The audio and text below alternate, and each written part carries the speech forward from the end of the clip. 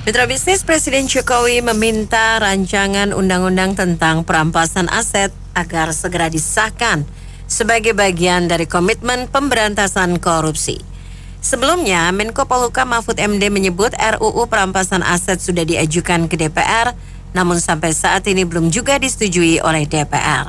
Padahal melalui kebijakan itu, pemerintah dapat menyelamatkan aset negara yang dikorupsi dengan merampas aset para koruptor sebelum putusan final pengadilan. Baik, apa komentar Anda melihat RUU perampasan aset untuk mencegah korupsi yang belum juga disahkan DPR? Silakan 633-9160, 633-9160. Kalau saya boleh usul nih ke Pak Jokowi ya, kan di Indonesia ada namanya peraturan pemerintah pengganti undang-undang ya, apa itu PERPU. Kalau memang DPR nggak bisa bikin undang-undang ya Pak Jokowi keluarin aja PERPU gitu Bu, kayak apa undang-undang cipta kerja gitu. Kalau memang DPR-nya kayak begitu mau diambil gimana? Jadi mau nggak mau Pak Jokowi mesti beranilah sebagai seorang presiden ya, harus punya keputusan yang tegas gitu. Kalau memang mau berantas korupsi, saya sebagai presiden saya rasa sudah cukup lah, nggak usah nunggu anggota DPR bikin PERPU atau bikin apa gitu. Makasih. Ya, kita kembali lagi lah. Ini kita bukan bilang ketegasan DPR itu anggotanya paling segelintir manusia lah yang ada duduk di Senayan itu, yang masih dialis. Tapi banyak bejibun yang mereka memikirkan setoran mereka. Jadi kembali lagi, kita nggak bisa bilang ketegasan lah. DPR ini yang kita harapkan apalagi. Jadi kembali lagi kita bilang, kalau mau enak anggota DPR ini lebih baik kita dalam pemilihan itu setiap partai harus melaporkan setiap anggota yang calon itu, lebih baik mereka bagi hasil aja sama negara, sama partai. Misalnya satu orang 1 miliar untuk menjadi anggota DPR, disetorkan ke negara 60%, 40% buat partainya. Ya, jadi situ kan jelas. Nanti mereka begitu terpilih, biar rakyat yang memilihnya juga. Mereka mau keluar uang berapa nanti, begitu mereka tidak terpilih kan ketahuan juga. Mereka jualan juga kan begitu juga. Jadi jangan uangnya ini masuk ke partai semua. Kalau begini caranya terus ya udah, kita mengharapkan DPR kita nggak akan. Lebih baik kita negara ini berjualan juga. 60-40 bagi hasil saja lah kalau mereka mau calonkan jadi anggota DPR ini. Satu itu kan kembali lagi 40 ke negara, 60 buat mereka partainya. Jadi negara juga ada masukan juga, tidak seolah negara itu mengeluarkan uang untuk partainya juga. Nah di situ kembali lagi anggota DPR ini tidak akan bermain-main lagi mereka dengan uang segitu. Mereka nyari-nyari penghasilan kayak sekarang ini, mereka harus modal sekian. Itu bullshit lah, kita klasik semua lah kayak gitu-gituan. Untuk sekarang ini kita menunggu anggota DPR kita ini bullshit semuanya lah. Senang-senang lah para koruptor kita ini di Indonesia ini. Begitu saja, makasih. Assalamualaikum. Ini kalau saya nilai ya dalam bahasa kata ya, nggak tahu benar nggak, saya skor tinggi. Itu Jokowi nggak tegas, nggak boleh bilang meminta, harus tegas dong, diperintahkan seperti zaman Soeharto. Tapi dia orang pasti nggak mau, udah tahu DPR kacau. Mungkin arti kata saya begitu, nggak boleh meminta, perintahkan. Sekian, terima kasih. Saya rasa untuk rencana undang-undang perampasan aset negara ini sangat baik dan bagus ya. Tapi entah mengapa wakil rakyat yang katanya anggota DPR yang katanya wakil rakyat tidak mau mengesahkan undang-undang ini. Saya rasa mereka takut terjebak dalam undang-undang ini. Mengapa? Karena sebagian pelaku koruptor itu dari kalangan mereka sendiri, anggota DPR. Dan otomatis mereka enggan untuk mengesahkan. Oke, thank you, terima kasih. Jadi saya pikir semangat atau arahan dari Pak Jokowi ini penting sekali ya, karena sebenarnya korupsi itu dampaknya selain dampak sosial tentu dampak tangible-nya adalah finansial. Nah, oleh karena itu perlu langkah-langkah tangible juga untuk perampasan harta ini.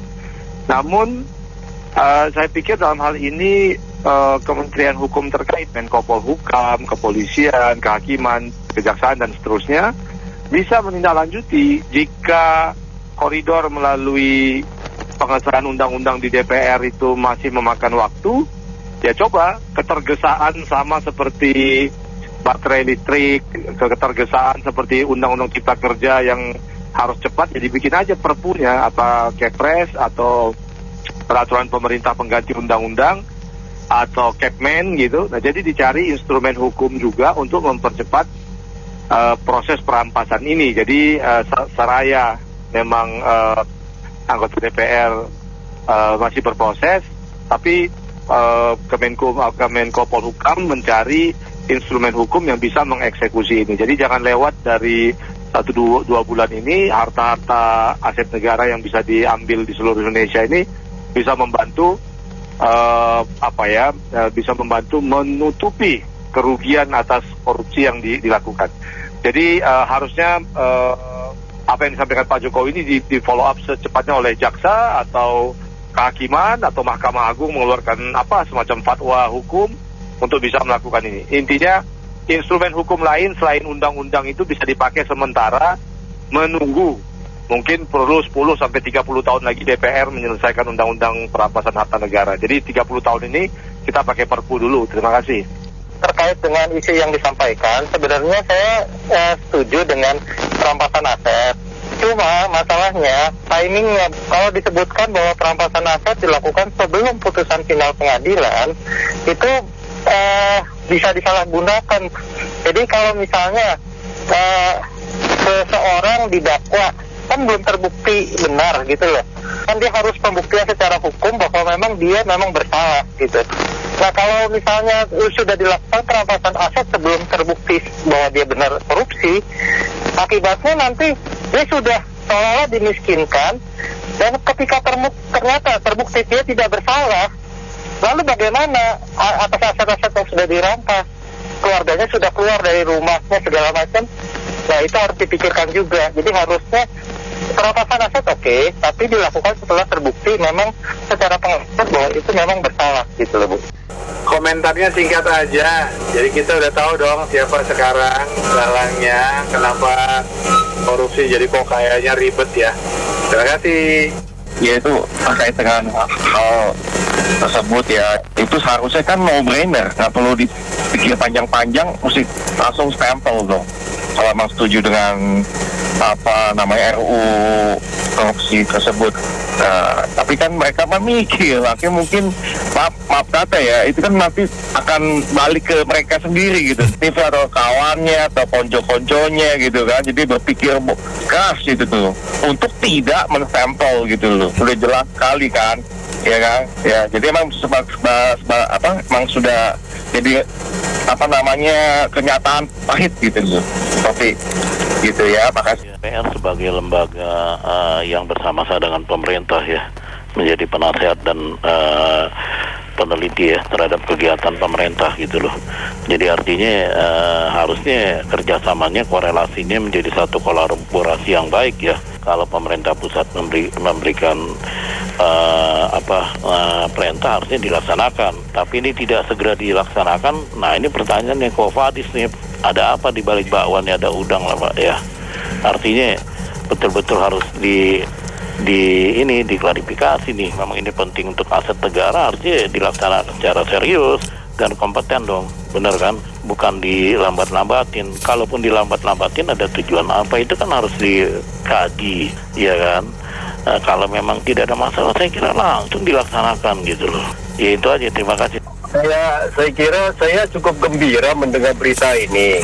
Ini jangan-jangan pengaruh dari PAS FM juga nih. Sekali membahas ini, akhirnya Presiden gerah juga nih. Jadi ini kan Presiden itu mewakili eksekutif. Dengan memberikan statement gini, legislatif harusnya udah gerah. Kalau nggak salah ini Komisi 3 ya. Ini Komisi 3 tentu di dalamnya juga ada partai politik pendukung pemerintah. Dan mereka, saya pikir juga mereka akan gerah setelah eksekutif memberikan statement gini. Artinya eksekutif mau cepat nih, tetapi mereka yang menghambat rancangan undang-undang. Oke deh, mari kita lihat. Mungkin dalam waktu singkat ini udah ada reaksi. Kita berharap ini secepatnya, dan jangan lupa bahwasanya di dalam undang-undang yang disusun ini, yang perampasan aset koruptor itu, di dalamnya itu harus dicantumin yang lebih penting lagi pembuktian terbalik, supaya jaksa bisa melakukan tuntutan untuk mengambil atau merampas hak mereka apabila si terdakwa itu nggak mampu membuktikan aset dia itu diperoleh dari mana. Jangan jaksa yang mencari bukti, cari bukti setengah mati. Kalau mereka nggak bisa membuktikan, sebelum ketok palu, rancangan ini memungkinkan untuk diambil asetnya, rampas. Koruptor hanya takut satu, takut miskin. Mereka nggak takut di penjara.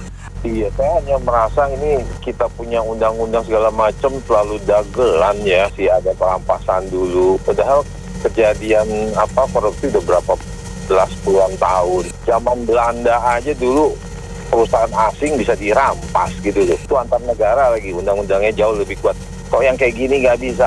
Menurut saya ini bikin-bikinan aja nih semuanya supaya isu-isu yang banyak dialihkan. Aneh-aneh gitu undang kita gitu loh ya. Inilah DPR ini katanya mengaku nasionalis, katanya mengaku punya fakta integritas, tapi dalam pelaksanaannya ya selama itu memang tidak menyinggung individu mereka pasti rada respon cepat.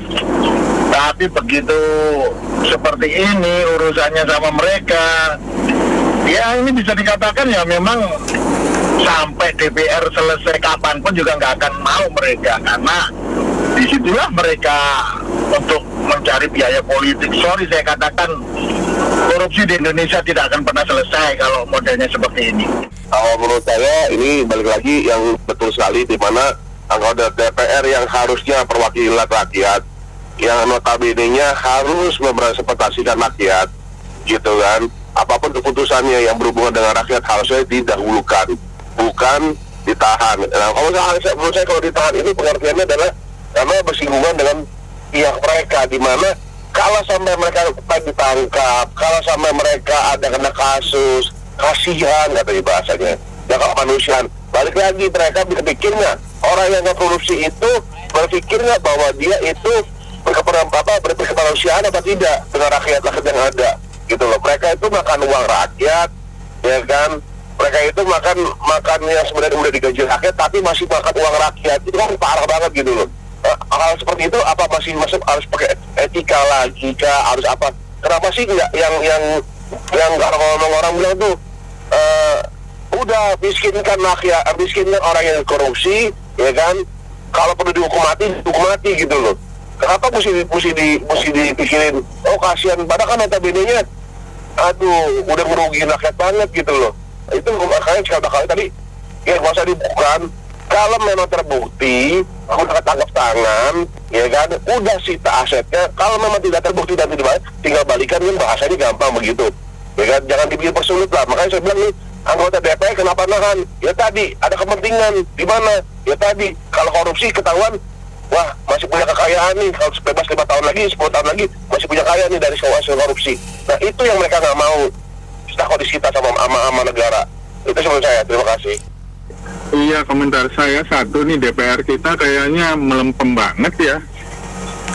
Tidak mau mendukung program pemerintah yang kerakyatan ya, terutama dalam pembasmian korupsi. Jadi saya mohon kiranya DPR berbesar hatilah untuk meluluskan ini rencana ini. Ya, jadi pemerintah dalam hal ini tentu ya harus memperinci ya. Mungkin DPR bisa jadi kita positive thinking saja karena belum rinci. Anggota Dewan Terhormat kan khawatir nanti merembetnya kemana-mana. Jadi peraturannya sama perinciannya.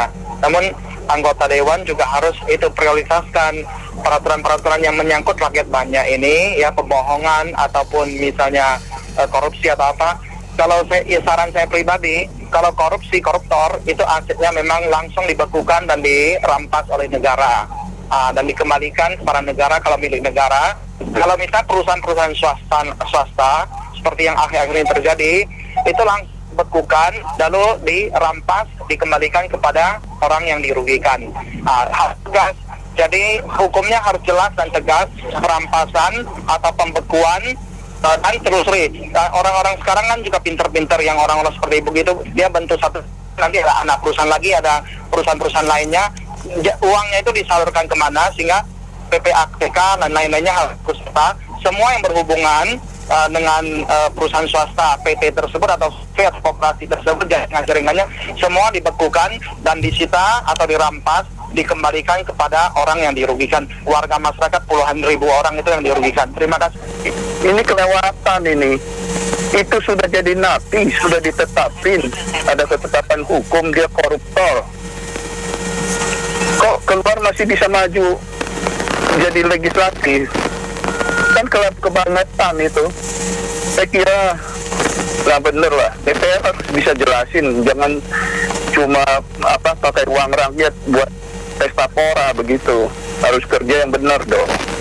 IPK turun, yang dihujat presiden, DPR-nya kemana? Saya kira rakyat masih ngerti itu. Terima kasih. Kita tahu kan ketua DPR itu kan itu putrinya Megawati, siapa namanya itu. Nah, maksud saya kan tinggal sampaikan ke ketua DPR-nya. Itu kan tergantung ketua. Jadi kalau ketuanya sekarang ini mau kelihatannya mau mencalonkan jadi presiden, sedangkan dia nggak care dengan masalah korupsi, mau gimana mau kita care dengan dia gitu. Jadi saya pikir tergantung ketua DPR-nya lah kemauannya gimana. Udah sih namanya juga ada kepentingan di situ, jadi ya dilambat-lambatin atau malah ya setujuin sama mereka katanya, karena bahaya buat mereka itu, terutama ya ada indikasi-indikasi. Jadi jangan terlalu berharap. Terima kasih. Saya pikir DPR sendiri tidak suka dengan undang-undang itu karena banyak dari anggota DPR juga yang tertangkap korupsi.